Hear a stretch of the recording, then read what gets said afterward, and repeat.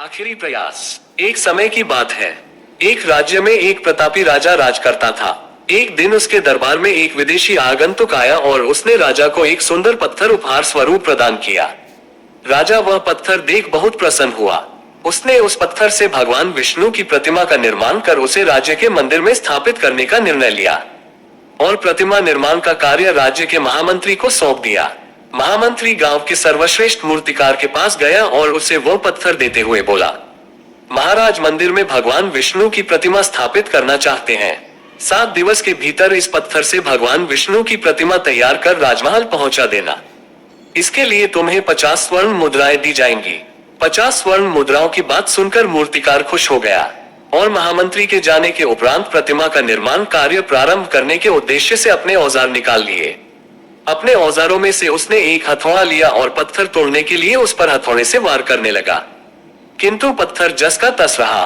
मूर्तिकार ने हथौड़े के कई वार पत्थर पर किए, किंतु पत्थर नहीं टूटा।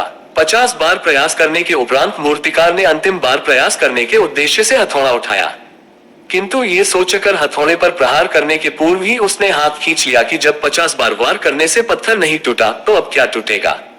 वह पत्थर लेकर वापस महामंत्री के पास गया और उसे यह कह वापस कर आया कि इस पत्थर को तोड़ना नामुमकिन है, इसलिए इससे भगवान विष्णु की प्रतिमा नहीं बन सकती।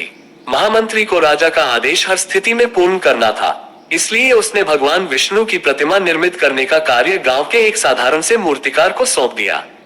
पत्थर लेकर मूर्तिकार ने महामंत्री के सामने ही उस पर हथौड़े से प्रहार किया और वह पत्थर एक बार में ही टूट गया। पत्थर टूटने के बाद मूर्तिकार प्रतिमा बनाने में जुट गया। इधर महामंत्री सोचने लगा कि काश पहले मूर्तिकार ने एक अंतिम प्रयास और किया होता तो सफल हो गया होता और 50 स्वर्ण मुद्राओं का हकदार बनता। सीख। मित्रों, हम भी अपने जीवन में ऐसी परिस्थितियों से दो चार होते रहते हैं।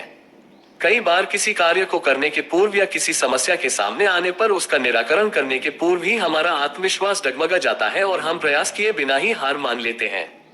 कई बार हम एक दो प्रयास में असफलता मिलने पर आगे प्रयास करना छोड़ देते हैं, जबकि हो सकता है कि कुछ प्रयास और करने पर कार्य पूर्ण हो जाता या समस्या का समाधान हो जाता। यदि जीवन में सफलता प्राप्त करनी है तो बार बार असफल होने पर भी तब तक प्रयास करना नहीं छोड़ना चाहिए जब तक सफलता नहीं मिल जाती।